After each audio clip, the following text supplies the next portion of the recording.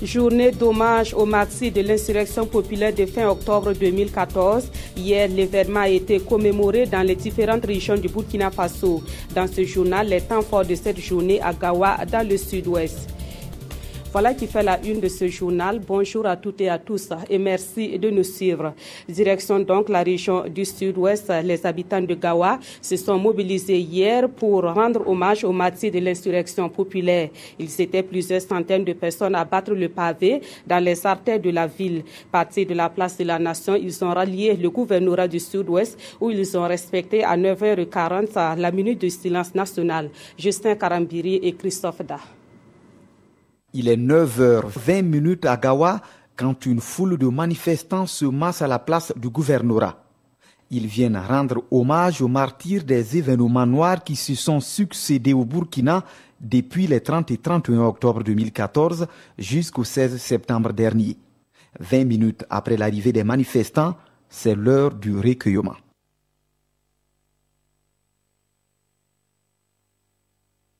Environ 60 secondes d'intense émotion et d'attention, puis s'en vient le moment des discours. Des allocutions empreintes de réconciliation, de pardon, de paix et autres valeurs sociales qui symbolisent le Burkinabé. Nos illustres martyrs doivent être perçus aujourd'hui comme un ciment de la consolidation de la paix et de la cohésion sociale. La population du Sud-Ouest et à travers elle sa jeunesse voudrait s'engager ici pour accompagner le gouvernement à faire du Burkina Faso un espace fertile qui accueille des communautés différentes appelées à s'épanouir ensemble malgré leur diversité et leur provenance de culture. Cet attroupement est l'aboutissement d'une marche entamée quelques minutes plus tôt à la place de la Nation de Gawa, d'où sont partis élèves, éléments de forces de défense et de sécurité, responsables administratifs, religieux et d'organisation de la société civile pour honorer la mémoire des 42 Burkinabés, dont 28 sont tombés lors de l'insurrection des 30 et 31 octobre et 14 dans l'engrenage meurtrier qu'a entraîné le putsch manqué du 16 septembre dernier. Et parmi les victimes de l'insurrection populaire, il y a les blessés. Dans les Hauts-Bassins, l'association des blessés de l'insurrection populaire de Bobo-Dioulasso était face à la presse le jeudi dernier. Principal sujet évoqué à cette conférence de presse, le point de leur situation un an après les événements. Il en ressort des points de satisfaction, mais aussi des frustrations à certains niveaux. Des détails avec Lamine Karantao et Rukia Sanou. Il porte encore les stigmates de l'insurrection d'octobre 2014.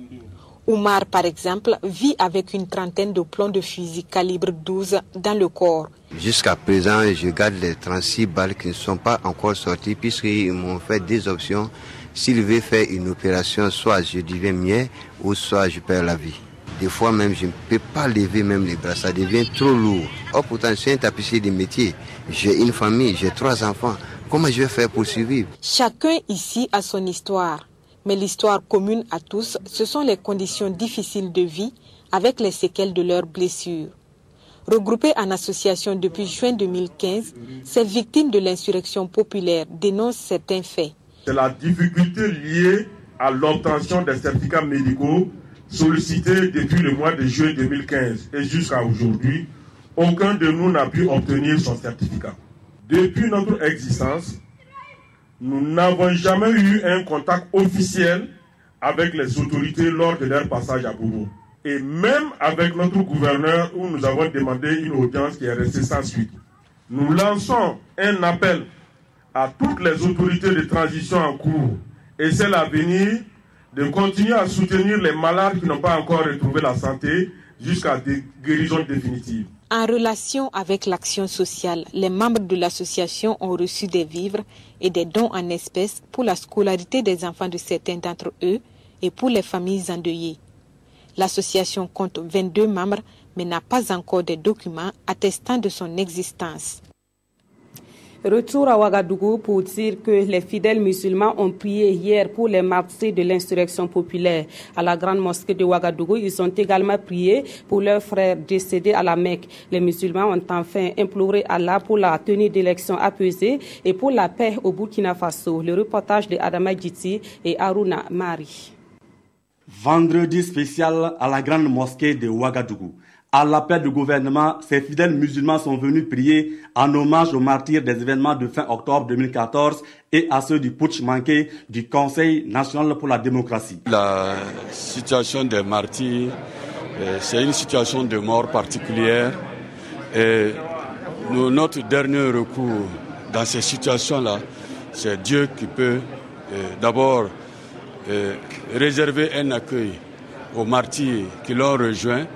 Et pour nous les vivants, c'est Dieu aussi qui peut nous aider à supporter la douleur que leur départ nous cause. C'est un rendez-vous spirituel marqué par des prières et bénédictions pour le repos des âmes des martyrs.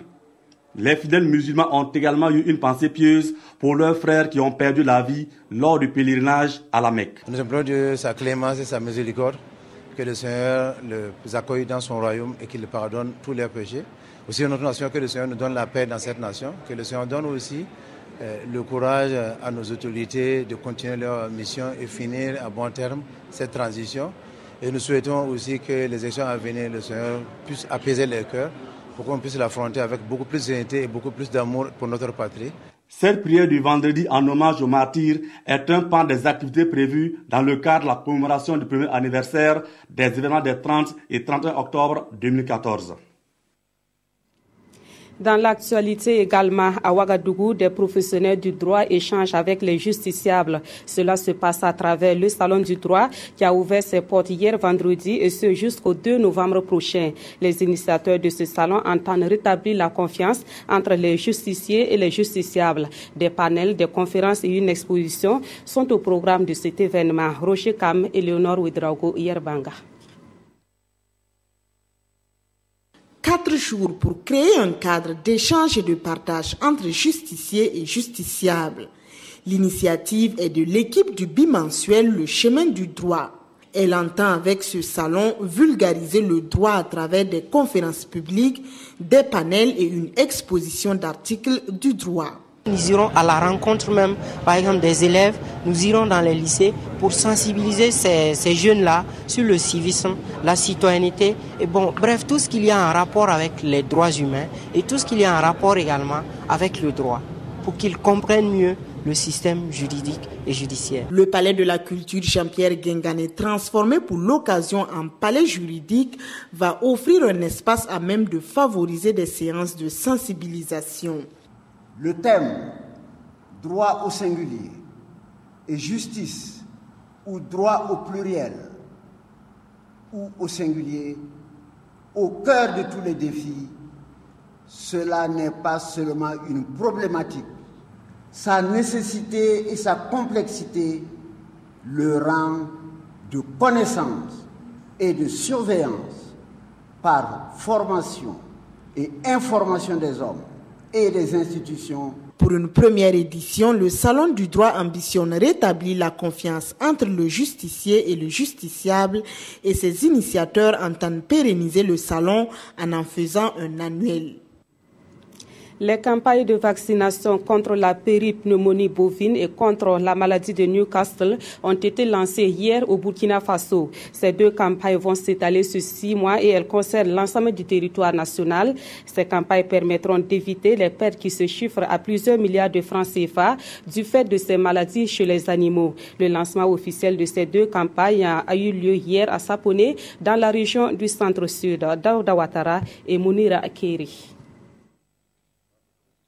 Une dose du vaccin Peri, une dose d'Itanius, et c'est parti pour 6 mois de campagne de vaccination contre la péripneumonie contagieuse bovine, PPCB et la maladie de Newcastle.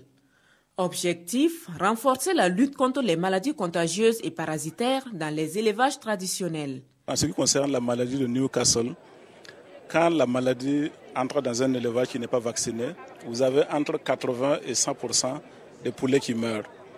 Et l'évaluation que nous avons faite de ces pertes-là se chiffre à 84 milliards de francs CFA. La péripneumonie contagieuse bovine, son incidence se chiffre à 72 milliards de francs CFA. C'est la commune de Saponi qui a abrité la cérémonie de lancement des campagnes de vaccination 2015-2016. Une cérémonie au cours de laquelle l'harmonisation prochaine des prix des vaccins contre la PPCB et la maladie de Newcastle a été annoncée. Le prix pour la péripneumonie contagieuse bovine est de 125 francs. Pour la maladie de Newcastle, c'est la même chose. Nous allons fixer un prix uniforme sur l'ensemble du territoire de 50 francs CFA.